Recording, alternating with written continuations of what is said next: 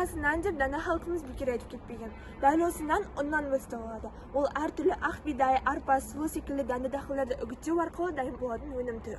Одан әртүрлі кондитерлік, кеспе өнімдері, макарон, нан секілді әртүрлі тағамдар дайын болады.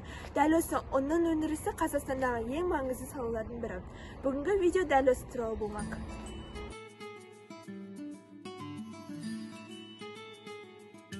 Дәнді дақылдарды ұндақтау арқылы алынатын тағамдық өнім.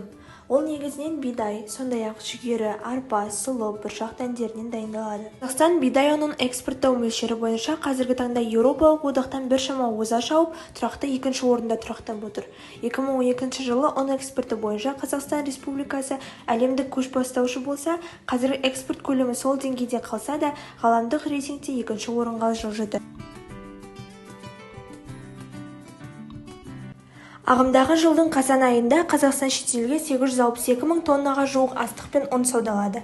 Бидай мен ұнның басым бөлігін Өзбекстан, Ауғанстан және Тәжікстан сатып алды. Ұн комбинаты ол Астанада, және де Қостанайда, және де Таразда орналасқан, ал макарон комбинаты Шымкент, Алматы және де Қарағанды жерлерінде орналасқан.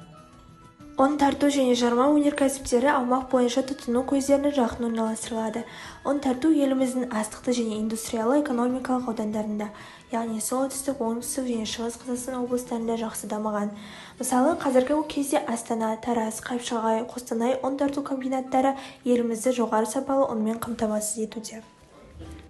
Ал оны экспорттауға арналған контейнерлік тасымалдарға келетін болсақ, Қазақстан темір жолы ОК ақпараты бойынша Қазақстанда 2020 жылы Ақтау, Құрық, Алтынкөл, Сарыағаш секілді станциялар арқылы контейнерлерде дәнді және дәнді бұршақты дақылдарды, ұн тарту жарма өнеркәсібінің өнімдерін тасымалдайды екен.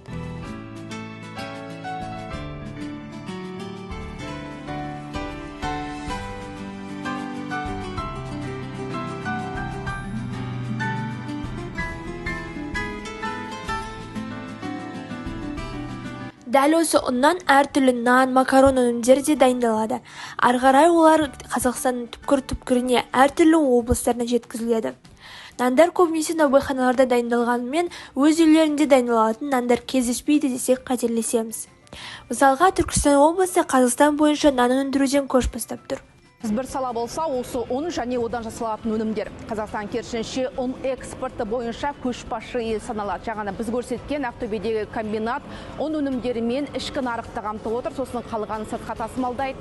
Сапалы әрі дәмді Қазақстанда өнім осылай жасалады.